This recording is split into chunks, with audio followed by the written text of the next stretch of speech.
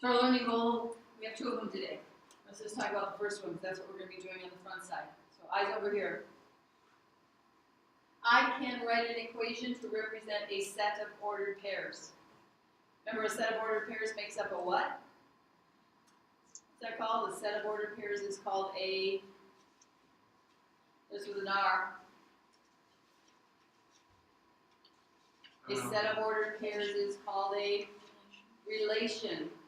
And when that relation can sometimes be a special relation called a special relation that when for each x value there's only one y value is called a function. So we're going to be able to write equations for these sets of ordered pairs known as relations, and maybe even can have the special title called a function. So when we are using a table to write an equation, since y is dependent, remember we talked about y being the dependent one yesterday? Since y is dependent on what happens with x, so x is in control, it's like the parent kind of, determine what must be done to the x to get the y. So what do we have to do? What are we telling x is like controlling the situation? What is it actually doing that the result is y? So we're going to determine from our set of ordered pairs what's happening to the x, which then results the y. So we have this set of ordered pairs. We have ordered pair 1, -3, 2, -6, 3, -9, 4, -12, and we have to decide what do you have to do, and it has to work all the way across the table. What do you have to do to the x value to get the corresponding y value? What do you think? You got something, Adam? Oh, okay, but no, I just know that each one goes up by like a -3. Goes up by a -3? Yeah, the y goes up by a -3. Okay, so if you add -3 to a y, then you get the next y? Okay, but is it the y we're supposed to do something to? We got to do something to the x, which then results in the y. So we need to look at the x's and say, what happens to that 1 that will get me to that -3? What can I do to that 2 that would be the same thing? It would get me a -6. And all the way across the table. So 1. Okay, let's think of the possibilities. To get from 1 to -3, you could do what? What's on the number line? Divide. You could divide. Okay, divide by what? -3. 1 divided by -3 would be -3. You can agree? Okay, first of all, I'm going to just break it down like this. 1 divided by -3. A positive 1 divided by a negative is a negative. Now let's ditch the signs for a moment. 1 divided by 3, is that 3? Can you really, 1 is upstairs, 3 is downstairs. Can you really take 3 3's out of 1? No.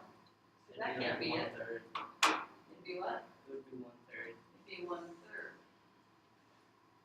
So when x is 1, if we divided by -3, we wouldn't get -3, we get -1/3, wouldn't we? Subtract. I know that means it would get. So maybe we could subtract. If it's 1 above and it goes down to 3 below, what would you really be subtracting? From 1 above down to 3 below, what would we really be subtracting? 4. Yeah. So it's kind of like if we added -1 to 4, then we would get a -3. Well, let's see if that works all the way across. Is 2 plus a -4 -6? 2. So it's 2 above 0 now, you guys. And the temperature goes down 4 degrees. Where's it going to end up at? 2 below, yeah. Is it not at 6 below? So we have to throw that one out. So that means It works we're for a bit. changing into 8. You need to what? 4, 8, and then 12, and then I don't know what the last one is. This way. Okay, so we tried dividing, and we couldn't figure out anything that would work there. We tried subtracting. What other operations are there? Multiplying, maybe we could multiply. What do you think you would have to multiply 1 by that would give you a -3? -3. Is 1 times -3? -3 plus. Yeah? Okay, so now let's try that all the way across. How about 2 times -3? So 1, let's put this in our notes here. 1 times negative 3 is negative 3. Okay, that works for the first one. Now we try for the second one. Is 2 times negative 3? What is that? Negative 2 times 3 is 6. A positive times a negative is a negative. So, we do get the y value that goes with x equals 2. So we got to keep trying, though. It's got to work all the way across. 3 times negative 3. 6. Negative 9. So go ahead and write these in your notes, please. Once you think you have the one that's going to work, prove it. Show it. And 4 would also, when multiplied by negative 3, would have to get the y value. But what is 4 times negative 3? Negative 12. So every time, look at what we did. We multiplied by negative 3. And we got the corresponding y. We got the result that is in the y part of the table. So we're going to say the rule is, some of you are not engaged. Do I have to call names to engage you? Multiply x by negative 3 to get y. That's what we just did, right? So we're supposed to write an equation for this. Okay, we're supposed to write an equation for this. I guess I had enough white space to do that below. I'm sorry. Okay, so if we multiplied x by negative 3 to get y, that's our function rule is negative 3 times x. That's the function rule part. Okay, I want you to, well, let's do that in our notes. Let's put that. This is the function rule. Here's what you got to do to the x. When you do that to the x, what's the result? When you do that to the x, what's the result? When you take an x value times negative 3, what's the result? The y value. Yeah, good job. So we can say, oh yeah, you get the y then by doing that. So now we have an equation. Y is equal to what you do to the x, negative 3 times x. So we're ready to move that down here. I meant for this space to be doing our multiplying there, so I kind of screwed that up. Y equals negative 3x is our equation. And then what would function notation look like? What would function notation look like for this one?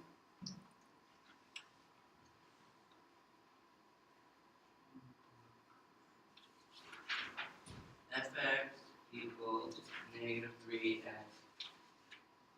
F of x, think of those parentheses as the word of here. F of x equals negative 3x. Same thing, f of x means y, right?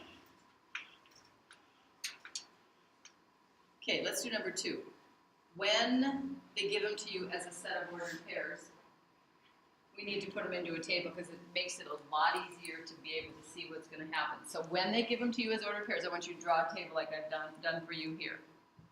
So we're going to put our x values in, 2, 3, 4, 5.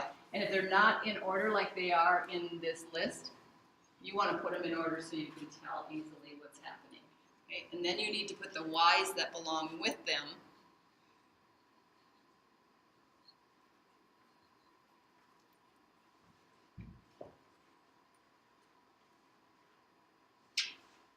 Okay, so we got to decide, what do you have to do to the x to get the y? Now, I want to give you a little hint. Sometimes it may take 2 operations, okay? Not like in the last one, all we had to do is 1 operation, we multiply it. If you can't figure out what to do with just 1 operation, maybe you got to do 2. So let's just check out the maybe adding thing. Could you add, to get from 2 to 3, what would you have to add? 1. 3 plus 1, is that 5? Okay, that's not going to work. How about multiplying? Oh, well, what would you have to multiply 2 by to get 3? Or you can't, yeah, it's not like a nice whole number. So let's think about if we did multiply it by something, what could we, and maybe add, could we do it? So if we multiply 2 times 3, it would be 6, and then 6 minus 2. 6 minus 3. No. 6 divided by 3. Okay, we're going to want to do the same thing to every x. how about if we took, let's try this. What if we took 2 times the x value? 2 times 2 is 4. What would we have to do after that to get 3? Subtract 1, yeah. So 2 times 2 is 4. Subtract 1 would get us the 3. Okay, let's just start trying it down here. 2 times 2, subtract 1. That would give us 4 subtract 1, which does actually equal 3. Works for the first one. Is that enough? Has to work all the way across. So let's just keep testing it. Let's test our theory here. We say that we're going to take the x value times 2. So our next x value is 3, so we're taking the x value times 2, and then we're subtracting 1. Let's see if it works. 3 times 2 is 6, and then we're going to subtract 1. 5. Did it work? Keep doing it. It's got to work all the way across. It can work for 3 of them and not work for the last one. Trust me, that can happen. 4 times 2, subtract 1. 4 times 2, class is? 8. 8 subtract 1 is? 7. Is that what it needs to be? Sure does. Okay, we've got one left to test. 5 times 2, and then subtract 1. 5 times 2 is 10. Subtract our 1. 10 subtract 1 is 9. There, it worked all the way across. So sometimes you might have to do a couple of operations to make it happen. And don't give up too easily on these, because sometimes they will frustrate you. Sometimes you can divide, sometimes you can multiply, sometimes you can just add or subtract. You just have that one operation that happens. Other times you might have 2, an addition and a multiplication, or a division and a subtraction, or... Okay, so what's our equation going to be? What is the function rule here? What did we do? Y equals 2x. Okay, let's get our function rule first. What's our function rule? What did we do to the x's? We took the x's times 2. I needed my pen back. We took the x's times 2, and we subtracted 1. There's our function rule. This is what you need to do to the x's, and your result will be what? What's the result? Y. So once we know the function rule, we can just set it equal to y. But we have to find that function rule first.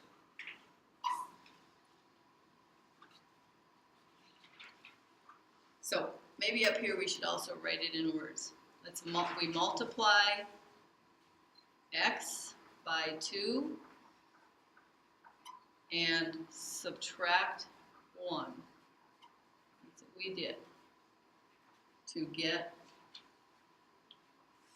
y. And then our little substitution, actually doing it, then helped us show that it works all the way across the table. Function notation, Andrea, got this for me? Yeah, f of x equals 2x subtract 1. The equation that represents this function, this table of orders. Would you put and subtract 1 to get y? Yeah, I guess I do need a 1 in there. Thanks, Adam. I always count on you to fix my stuff. Good job. And subtract 1 to get y. Kind of left that out. Okay, so this will probably be the most challenging part about your homework for tomorrow. And you don't get to give up too easily or just say something that really doesn't work. You need to show the work that supports what you came up with. So anybody have any questions? Okay, let's go to the back side and let's do our other learning goal. Evaluating functions for given input values. I can evaluate a function for given input values. Input means, remember who's in control, which one, the x's or the y's? The y's are in control, really? No, you're the y's. The x's are in control. Your parents or whoever is in charge of you is the x. So we need to then substitute a given x value into the function rule, and we're going to get the y value. So, number 3, this is how they're going to state it. Look at, I want you following along with me here so you're not confused in the homework. For f of x equals 3x plus 1, so they're giving us the equation, are they not? Find f of x. What are we finding? Which is the same as y. We're finding the y value when x equals 1 and when x equals -3. There's 2 different problems here. Same equation, but 2 different outputs we got to find given those 2 inputs. So where you put above this, this is an input. This is another input.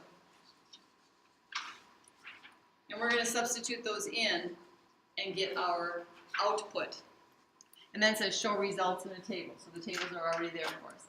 So let's replace that f of x with a y, just because that kind of makes more sense to us. And the first one, will you just erase that for a second? Will you put this one? When x equals 1. Let's show our work for when x equals 1 here, and then we'll do it for the other one over in the other spot.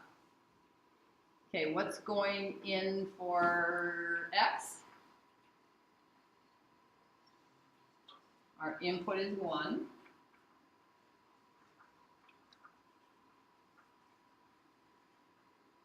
What do we do here? What do we do first?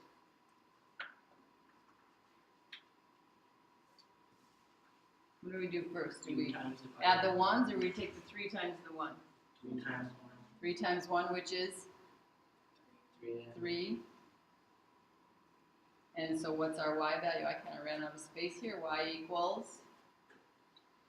Can't you just put it on the side? Yeah, I could. Y equals? What does y equal? For the input value of 1, what's the output value? 4.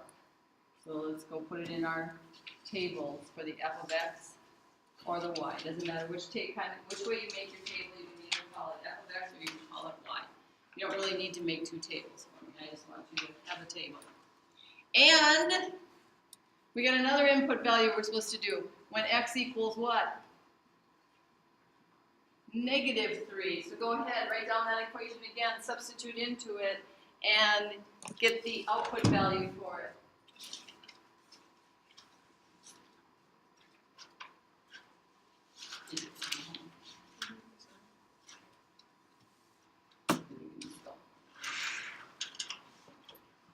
So, tell me what you got. Counting on you.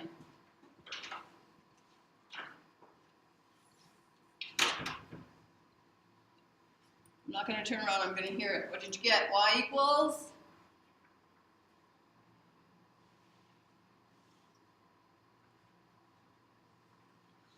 Y equals? Here's some pencils yet. You guys are still working. Okay. What does it equal?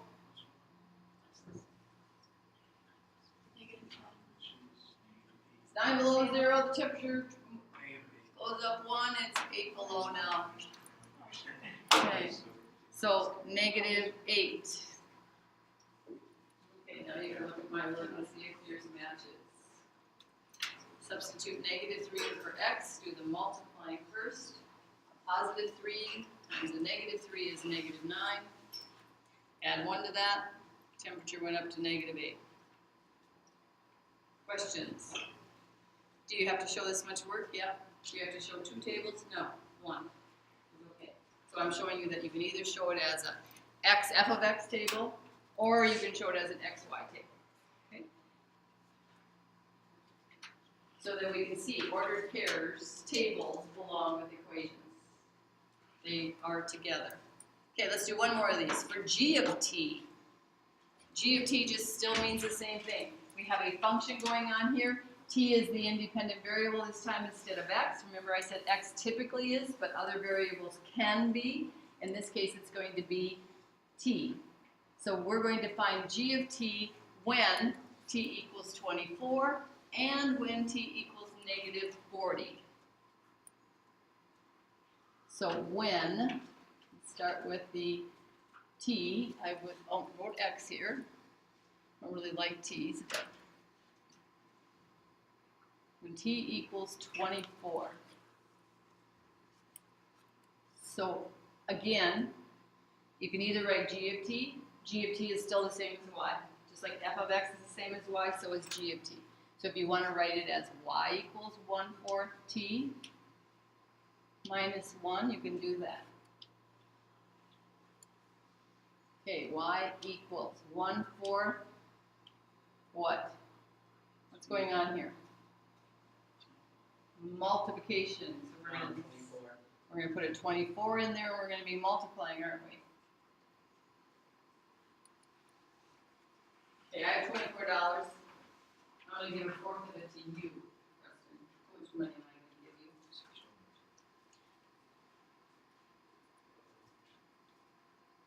You want to pass? That's got the answer for you. Or do you want to get it? I have $24. I'm going to give you a fourth of it. How much am I going to give you? In other words, 8. No. does that help them out? It's what? $6.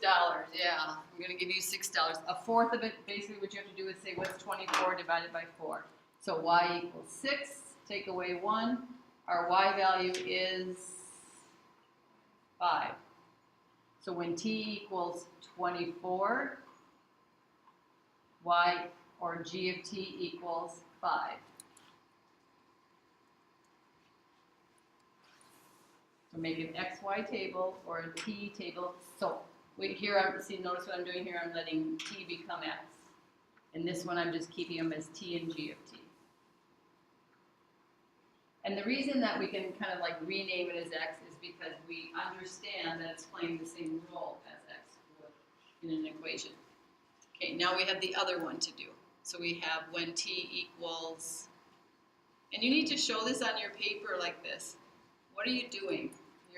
You're doing some evaluating here, and this is the input value. This shows your input. So we're going to substitute into our y equals 1/4 t minus 1.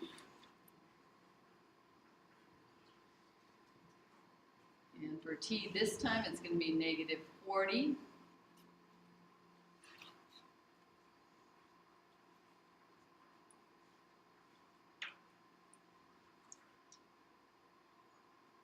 Okay, what's a positive? Because it's positive 1/4 times a negative. Negative. So we're going to have a negative here. Y equals a negative. I'm giving away money again. I have $40 now. I'm giving you a fourth of it. How much am I going to give you? I'm going to give you $10. Yep, and we already decided. Yep, and we already decided it would be negative, didn't we? Yep. And then we have to subtract 1 from that yet. Or we can think of it as we're adding a negative 1. So negative 11. So when t equals negative 40, our g of t is negative 11. When we call them x's and y's, when x is negative 40, y is negative 11.